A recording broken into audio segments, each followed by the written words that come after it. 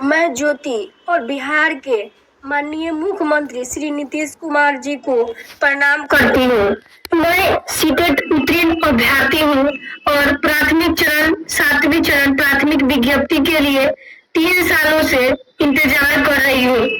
मैं नीतीश चाचा से ये बात पूछना चाहती हूँ कि चाचा, आपने जो कहा था बेटी बचाओ बेटी पढ़ाओ, क्या बेटी बचाओ और बेटी पढ़ाओ आपने कहा तो जरूर था, बेटी पढ़े तो जरूर, लेकिन बेटी आज दर दर की ठोकरें खा रही है पढ़कर सीटेट उत्तीर्ण करके। क्या आप यही दिन दिखाने के लिए बेटी बचाओ बेटी पढ़ाओ का नारा लगाए थे?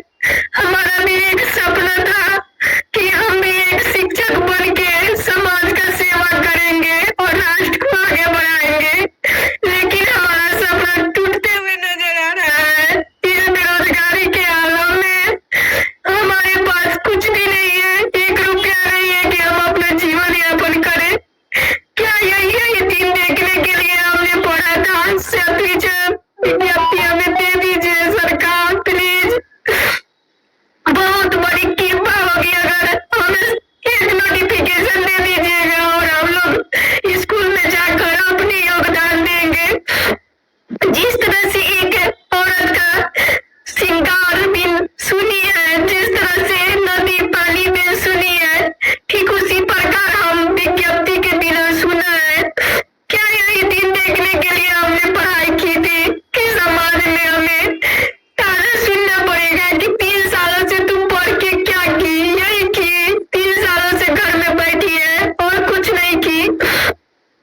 एक लड़की के लिए स्कूल जाना कितना मुश्किल होता है साहब, आप तो समझ सकते हैं। आप ही की देन थी कि हम लोगों ने आज बेटी इतना पढ़ लिख के सब क्षेत्र में आगे हो गई है, लेकिन आप हमें सब कुछ दे दिए हैं लेकिन विज्ञप्ति नहीं दी है सरकार।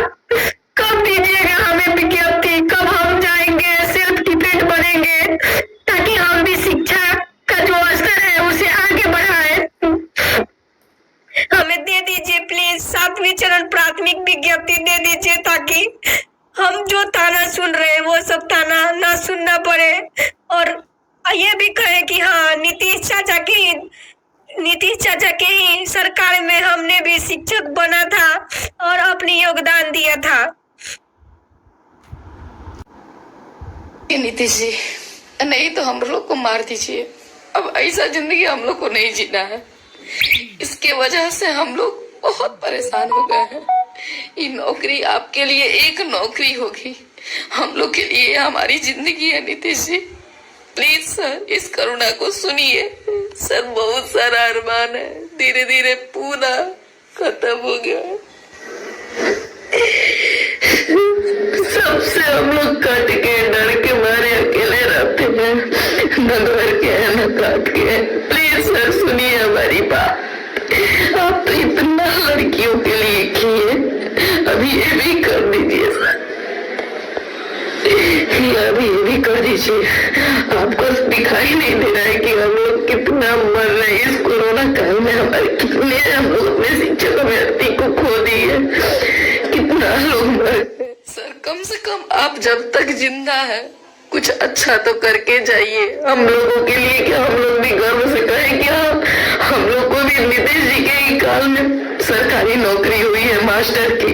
प्लीज आपके पास हाथ जोड़ के विनती कर रहे हैं कि कैसे भी नौकरी दे दीजिए नीतीश जी। अब नहीं ये जिंदगी कट रही है हम लोग से।